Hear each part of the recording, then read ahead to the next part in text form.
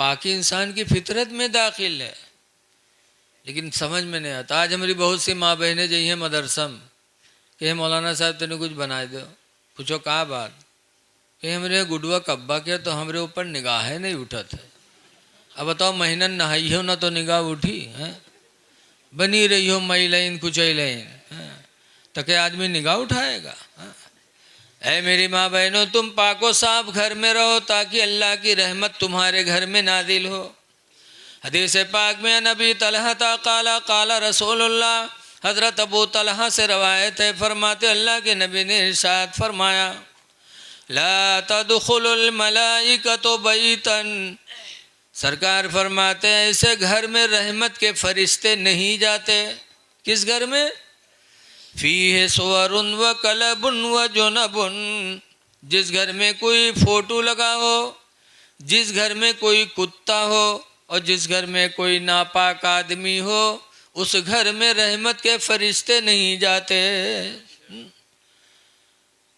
اس لیے گھروں کو صاف ستھرا رکھو، خود پاک و صاف رہو تو رحمت کے فرشتے آئیں گے، تو اللہ کی رحمت ان کے وسیلے سے آپ کو ملتی رہے گی۔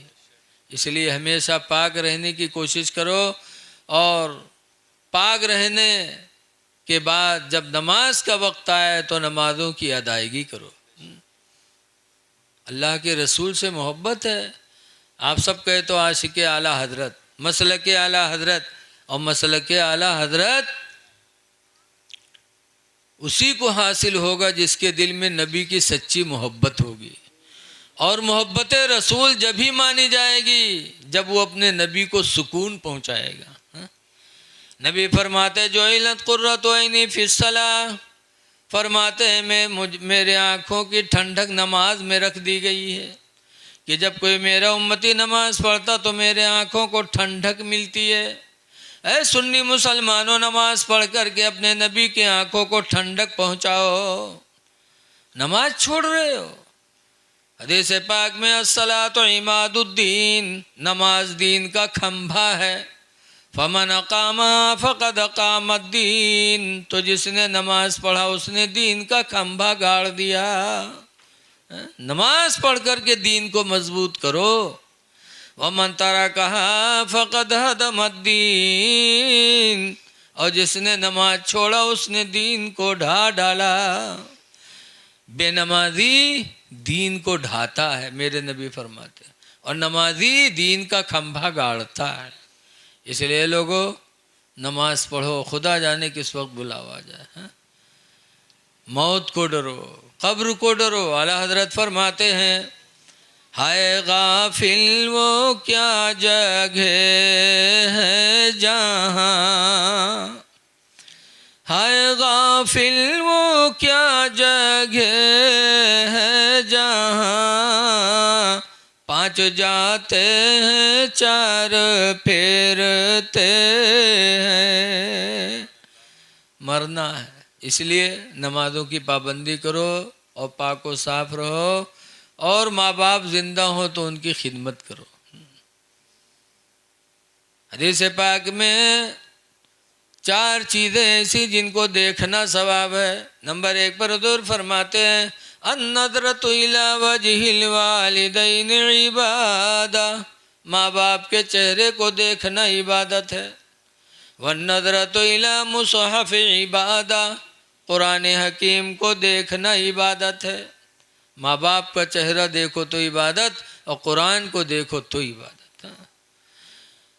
تیسرے نمبر پر فرماتے وَالنَّظْرَةُ إِلَىٰ وَجْهِ الْعَالِمِ عِبَادَةٌ، کسی عالم دین کے چہرے کو دیکھنا بھی عبادت ہے۔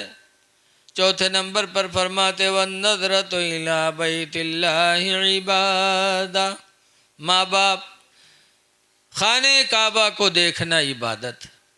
اس لیے یہ نیکیاں کر لو اور ایک دوسرے کے حقوق کا خیال رکھو۔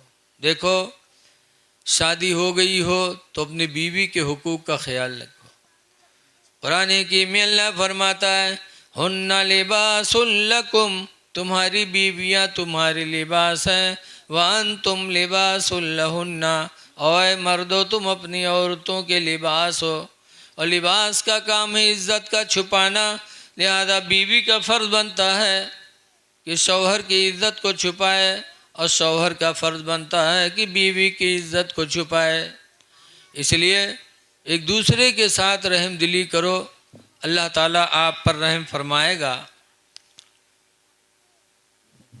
یہ میلاد ایک صدقہ ہے، اور آپ اللہ کے نام پر اللہ دولت دے تو خرچ کرتے رہو۔ لکھا ہے 1 دو گے تو 10 پاؤ گے، 1 دو گے تو 10 پاؤ گے۔ کسی غریب مسکین کو کھانا کھلا دو۔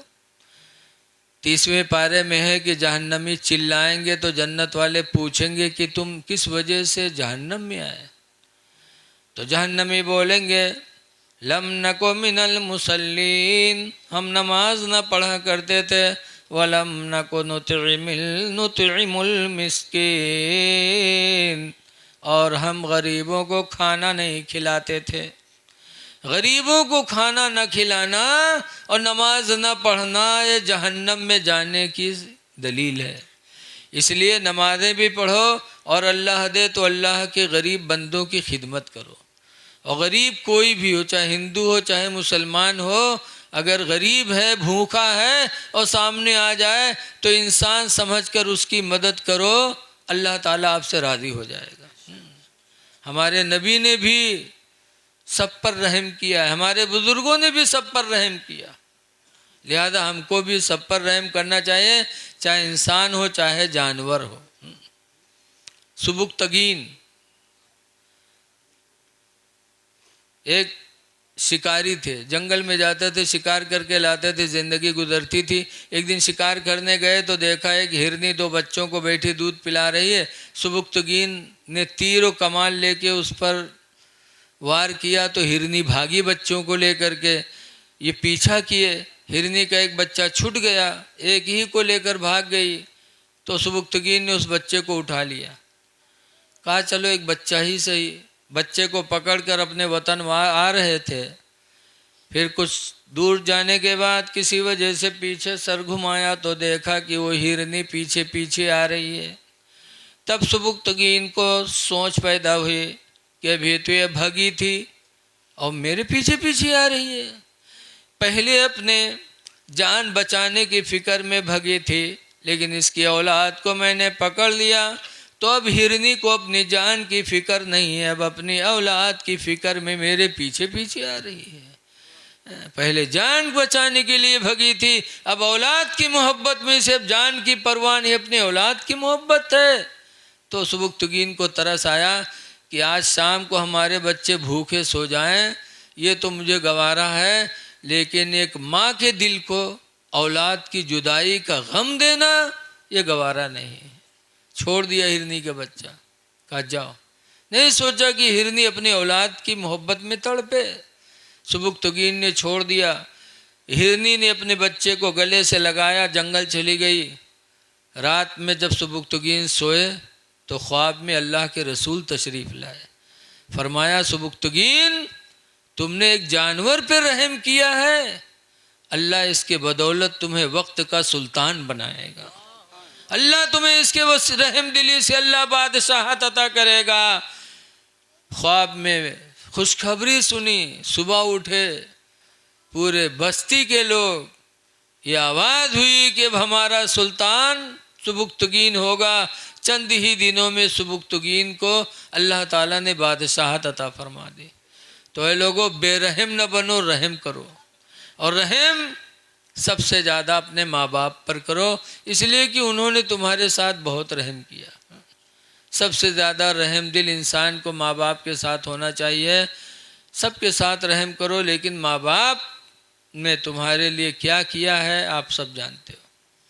اگر آپ ماں باپ کی خدمت کر کے اور ان کے منہ سے دعا حاصل کر لو گے تو مشکل سے مشکل چیز آپ کے لیے آسان ہو جائے گی۔ تاریخیں بہت ہیں۔ بمبئی مخدوم ماہم شریف میں مخدوم کی مزار ہے۔ ایسے زمانے میں پیدا ہوئے جس زمانے میں کوئی وہاں قرآن پڑھانے والا نہیں تھا، تو باہر جانے کے لیے اپنی ماں سے کہا، اماں نے کہا باہر نہیں جا سکتے، تو ماں کی خدمت کر کے سمندر کے کنارے جاتے تھے، دعا کرتے تھے اللہ کوئی قرآن پڑھانے والا بھیج دے، قرآن پڑھانے والا بھیج دے۔ ایک دن حضرت خضر آئے۔ خضر علیہ السلام، دیکھو 4 نبی اب بھی دنیا میں ہیں، 4 نبیوں کو موت نہیں آئی، اب بھی زندہ ہیں ویسے ہی، ہر نبی زندہ، لیکن 4 نبیوں کو موت آئی ہی نہیں ہے ابھی۔ ایک تو حضرت ادریس علیہ السلام اور دوسرے حضرت عیسیٰ علیہ السلام۔ یہ عیسیٰ علیہ السلام چوتھے آسمان پہ اور ادریس علیہ السلام جنت میں، یہ 2 نبیوں کو موت ابھی نہیں آئی۔ اور 2 نبی اور ہیں، حضرت الیاس علیہ السلام اور حضرت خضر علیہ السلام، یہ دونوں نبی ابھی دنیا میں ہیں، ان کو موت نہیں آئی۔ حضرت الیاس کے حکومت میں خشکی دی گئی ہے کہ خشکی کی وہ دیکھ بھال کرتے ہیں، اور حضرت خضر کو تری دریاؤں کے لیے ان کو سپرد کر دیا گیا۔ انہی میں سے حضرت خضر سمندر کے کنارے پہنچے، مخدوم سے پوچھا بیٹا روز یہاں آتے ہو؟ کہا آتا ہوں، کوئی قرآن پڑھانے والا نہیں، آتا ہوں دعا کرتا ہوں کہ اللہ مجھے کوئی قرآن پڑھانے والا دے دے۔ تو حضرت خضر کہتے ہیں سنو، روزانہ تم یہیں آنا، ہم تم کو قرآن پڑھا دیا کریں گے، میرا نام خضر ہے، تمہاری دعا کی وجہ سے اللہ نے مجھے بھیجا ہے، لیکن یہ راز کی بات کہیں بتانا نہیں۔ مخدوم شام کو گھر گئے، بڑی خوشی صبح جلدی اٹھے، خوشی خوشی نکلنے لگے۔ ماں نے کہا بیٹا آج بہت خوش نظر آ رہے ہو، کیا بات ہے؟ کہا اماں ایک راز کی بات ہے، نہ پوچھو۔ کہا راز کی بات؟ میں نے پوچھوں؟ کیا مخدوم میرے علاوہ دنیا میں تیرا کوئی اور قریبی ہے؟ میں تیری ماں ہوں، تو کہتا راز کی بات نہ پوچھو، مجھ سے نہیں بتائے گا، کس سے بتائے گا؟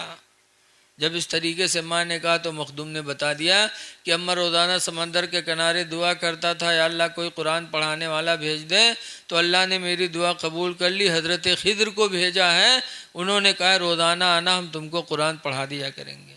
وہ آتے ہیں پڑھانے، کہا جاؤ بیٹا جلدی جاؤ۔ اب وہاں گئے تو پورا دن کھڑے رہے، خضر علیہ السلام نہیں آئے۔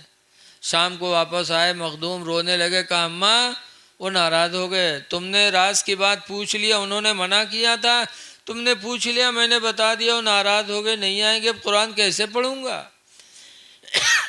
تو ان کی ماں نے کہا بیٹا کوئی بات نہیں، پابندی شاگرد کے ذمے، شاگردی کے ذمے پابندی کی، روزانہ درسگاہ میں جائے، استاذ کے ذمے پابندی نہیں، استاذ کو اختیار ہے، جب چاہے درسگاہ میں بیٹھے، جب چاہے نہ بیٹھے، تمہاری پابندی ہے بیٹا، جاؤ کل جانا۔ دوسرے دن گئے، پورا دن انتظار کیا، خضر نہیں آئے، پھر آئے رونے لگے، کہا اماں اب نہیں آئیں گے، وہ کیسے پڑھوں گا؟ مخدوم کی ماں کہتی بیٹا کوئی بات نہیں، پرسوں جانا، کل جانا۔ پھر تیسرے دن پھر گئے، پھر پورا دن انتظار کرتے رہے، خضر علیہ السلام نہیں آئے۔ تب آئے، مخدوم بہت روئے، کہا اماں آپ نے غضب کر دیا، اگر تم نہ پوچھی ہوتی تو خدا کی قسم میں راز کی بات نہیں بتاتی، وہ نہیں آئیں گے کیا کروں گا؟ ماں نے کہا بیٹا کل جانا۔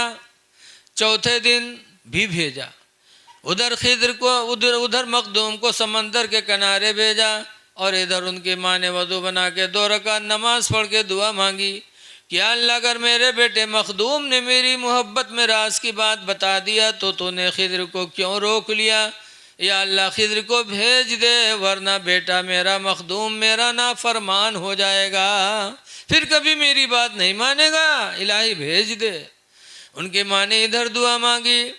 ادھر جب مخدوم سمندر کے کنارے پہنچے تو دیکھا حضرت خضر پہلے ہی سے کھڑے انتظار کر رہے ہیں۔ گئے، حضرت خضر سے سلام کیا، خضر مسکرا کے کہتے بیٹا میں نے منع کیا تھا راز کی بات نہ بتانا، بتا دیا؟ کہا حضور اگر ماں نہ ہوتی تو خدا کی قسم میں نہ بتاتا، لیکن ماں کی محبت میں مجبور ہو گیا۔ تو خضر نے کہا تھا بیٹا اگر تو نے ماں کی محبت میں بتایا ہے تو یہ بھی سن لے کہ تیری ماں کی دعا خدا نے قبول بھی کر لی ہے۔ آج اللہ نے مجھے بھیجا ہے کہ جاؤ خضر تمہیں روزانہ نہیں جانا ہے، آج جا کر کے مخدوم کو اپنے سینے سے لگا کے حافظ قرآن بنا دو۔ خضر نے مخدوم ماہم کو سینے سے لگایا اور پورا قرآن سینے میں اڑیل دیا۔ خوشی خوشی آئے، ماں کے قدموں کو بوسہ دیا، کہا ماں مبارک ہو تمہاری دعاؤں کے طفیل، آج خضر نے پورا قرآن میرے سینے میں محفوظ کر دیا۔ پتہ چلا کہ ماں باپ کی دعائیں رنگ لاتی ہیں، اس لیے لوگوں ماں باپ کو خوش رکھو، ان کے منہ سے کبھی دعا نکل گئی تو دنیا بھی کامیاب، آخرت بھی کامیاب۔ دعا ہے کہ اللہ تعالیٰ اس عقیقے کی محفل کو قبول فرمائے، اور ہمارے جمال الدین بھائی اور آپ سب کی روزی میں اللہ خوب برکت عطا فرمائے۔ دیکھیے ٹائم 11 بجنے والے ہیں اور ٹھنڈک کی رات ہے، ابھی ہمارے شاعر صاحب کی نعت ہوگی، ہو سکتا ہے پھر حضرت کی تقریر ہوگی۔ اچھا، حضرت کا بیان پہلے ہوگا۔ میرے ساتھ ایک بچہ خمریہ کوئلار کا گھر پہ تھا، عزیز العلوم کا طالب علم ہے، نگاسن سے میرے ساتھ آیا، پھر یہ نانپارہ جائے گا، مولوی جماعت پڑھ رہے ہیں، تو ایک نعت شریف چھوٹی سی ان سے بھی سن لیجئے تاکہ ان کا بھی نام آ جائے، اس کے بعد پھر حضرت کی تقریر آپ سن لو۔ التمس پڑھ دو بیٹا۔